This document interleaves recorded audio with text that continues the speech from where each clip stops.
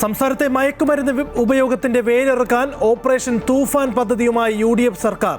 മയക്കുമരുന്ന് വിൽപ്പനയും ഉപയോഗവും കർശനമായി തടയും.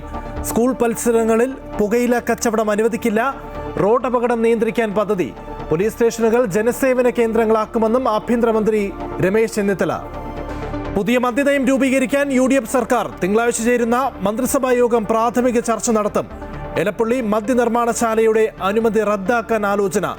KSRTCയിലെ സ്ത്രീകളുടെ സൗജന്യ യാത്രയും മന്ത്രിസഭാ യോഗത്തിൽ ചർച്ചയ്ക്ക്.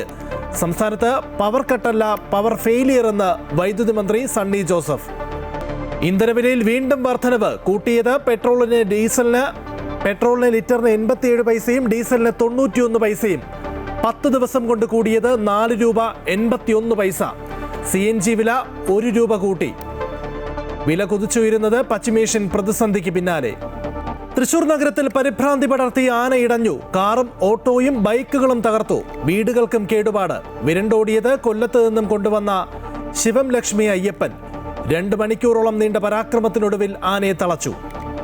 മുഖ്യമന്ത്രിയായ ശേഷം VD സതീശൻ ഡൽഹിയിൽ ഹൈക്കമാൻഡ് നേതാക്കളെ കണ്ട് നന്ദി അറിയിച്ച മുഖ്യമന്ത്രി. പ്രധാനമന്ത്രിയുമായി കൂടിക്കാഴ്ച ഈ മാസം 26-ന്.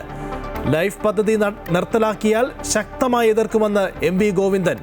പുനരന്വേഷണങ്ങളെ ഭയക്കുന്ന പാർട്ടിയല്ല CPM എന്ന് EP ജയരാജൻ. തെരഞ്ഞെടുപ്പ് തോൽവി കേന്ദ്ര കമ്മിറ്റി പരിശോധിക്കുന്നു. US state secretary Marco Rubio ഇന്ത്യയിൽ 4 ദിവസത്തെ സന്ദർശനത്തിൽ. ഇന്ത്യ-US വ്യാപാര കരാർ, പശ്ചിമേഷ്യൻ സംഘർഷം അടക്കമുള്ളവ ചർച്ചയാകും. ഇന്ന് പ്രധാനമന്ത്രി നരേന്ദ്രമോദിയുമായി കൂടിക്കാഴ്ച. ക്വാഡ് വിദേശകാര്യ മന്ത്രിതല ചർച്ചയിലും പങ്കെടുക്കും. US national intelligence director Tulsi Gabbard രാജിവെച്ചു. ട്രംപുമായി ഭിന്നതയെന്ന് സൂചന.